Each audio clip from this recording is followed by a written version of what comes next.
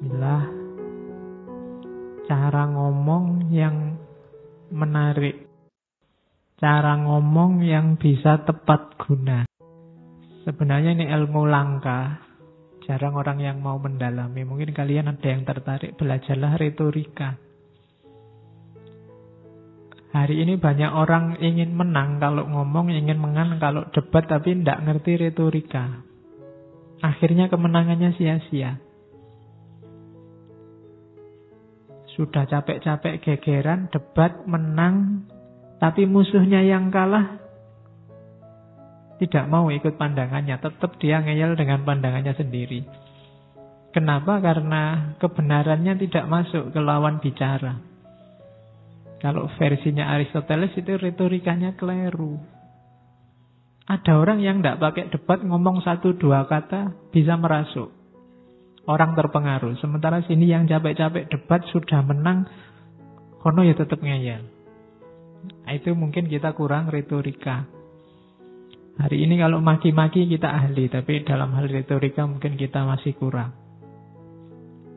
Katanya Aristoteles, ngomong yang tepat, yang persuasif, yang mempengaruhi, menarik perhatiannya orang, sangunya 3. Sangu itu apa bahasa Indonesia ini? Bekalnya 3. Logos, etos, pathos. Etosnya nomor 1. Etos, logos, pathos. Ini kayak jagoannya Three Musketeers. Etos, logos, pathos. Etika komunikasi itu etos ini. Etos itu orangnya secara moral harus berkualitas. Bisa dipercaya.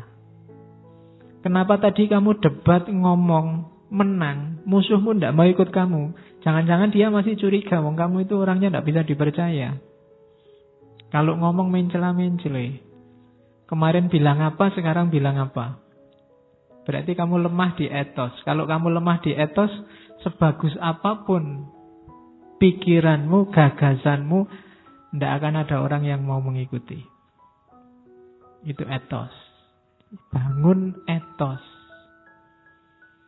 Orang yang etosnya kuat itu biasanya tidak perlu ngomong capek-capek, ngomong 1-2 kata orang akan patuh.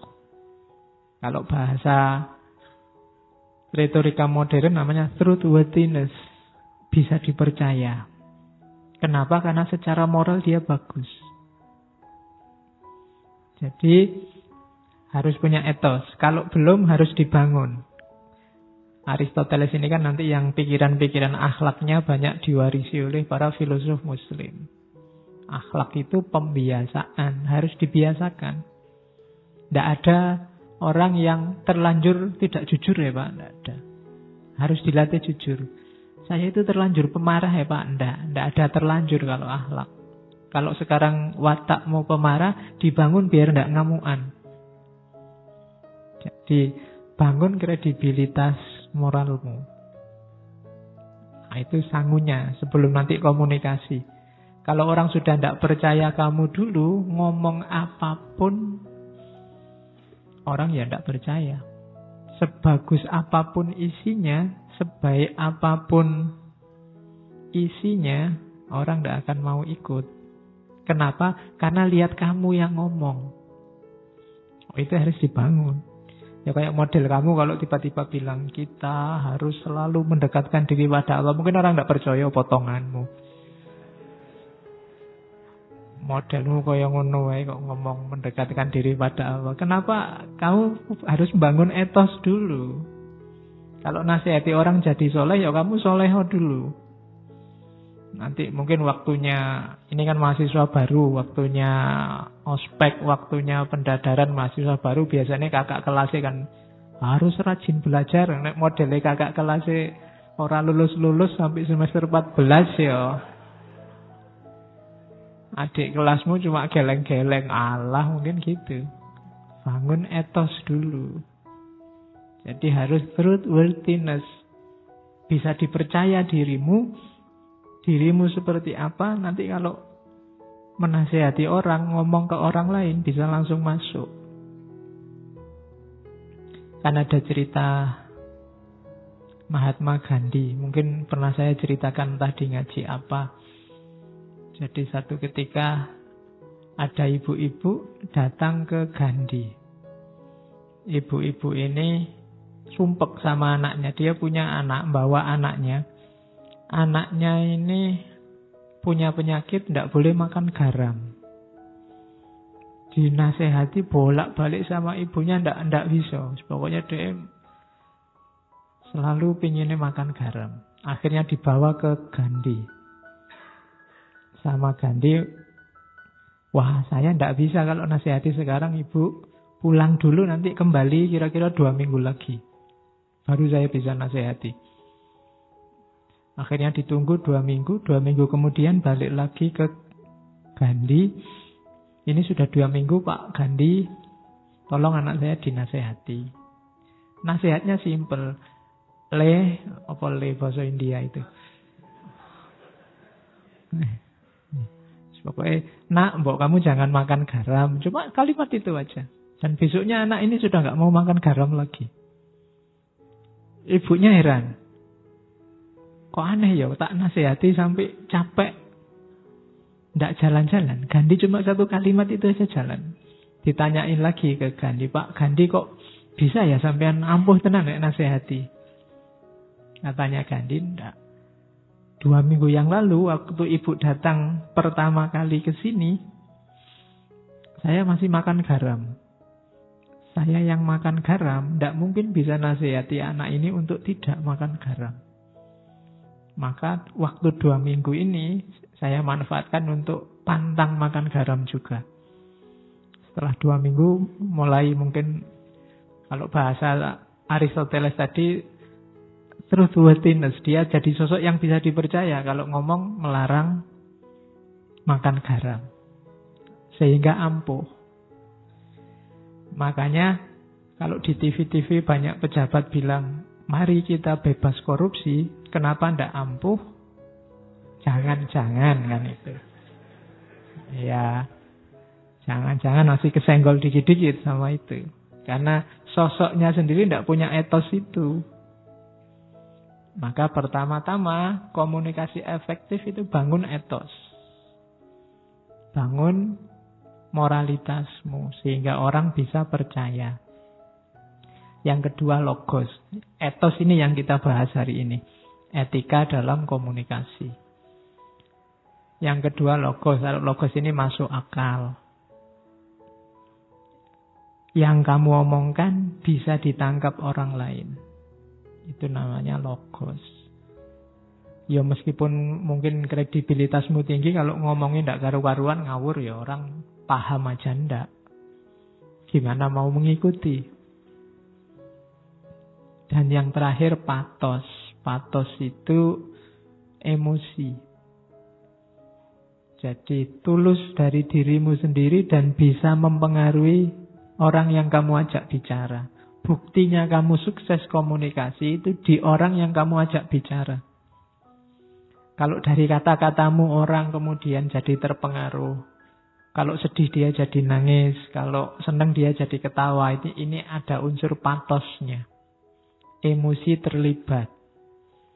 Ya kayak penceramah itu. Kalau penceramahnya semangat, orangnya wah jadi semangat. Kalau ngomongnya kayak saya gini, kelemek-kelemek, kamu jadi ngantuk. Loh itu berarti saya sukses, ada patosnya. Jadi ada emosi terlibat.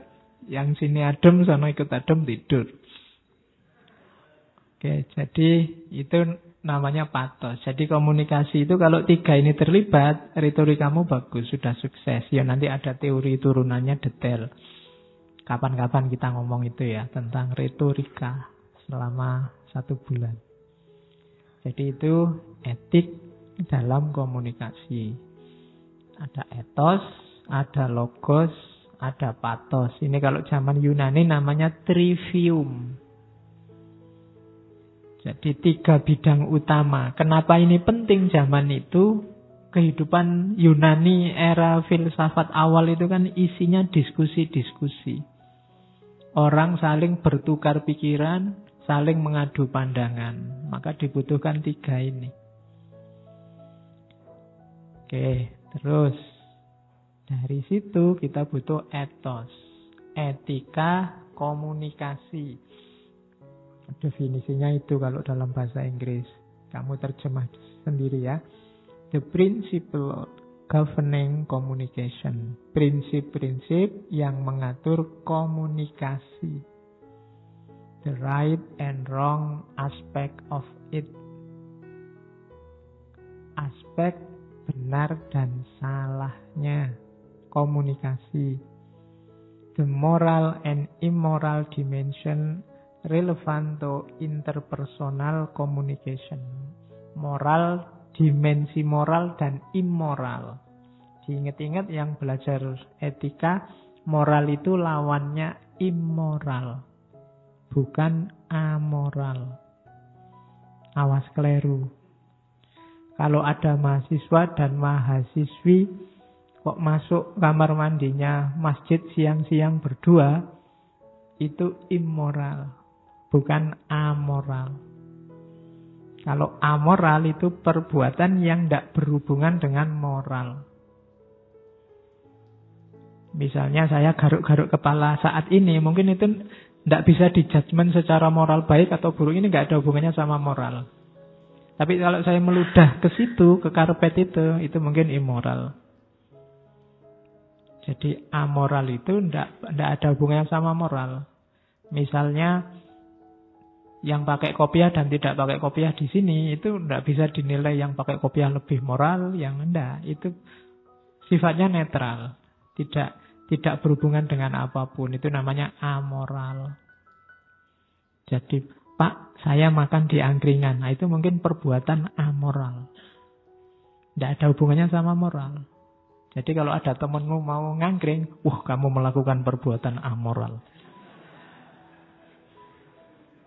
Ya, cuma di kita sering kesannya amoral itu tidak bermoral. Padahal yang tidak bermoral itu immoral. Jadi perbuatan itu kan ada baik, ada buruk, ada netral. Yang netral ini amoral. Yang jelek itu immoral. Jadi immoralitas. Lawannya moralitas. Itu yang dibahas. Jadi etika komunikasi itu yang dibahas prinsip-prinsip komunikasi apa saja. Yang benar dan yang salah. Biasanya ngomong kontennya. Atau moral dan tidak. Moral dan tidak itu biasanya kita definisikan baik dan buruk. Ini kan nilai-nilai dasar kalau dalam hidup kita. Benar, salah, baik, buruk. Ada lagi sebenarnya yang ketiga nanti. Nilai estetik. Kalau komunikasi nanti isinya pantas atau tidak pantas. Ada sesuatu itu ya benar, ya baik, tapi tidak pantas. Tidak pantas itu ya tidak selayaknya. Biasanya sifatnya lokal.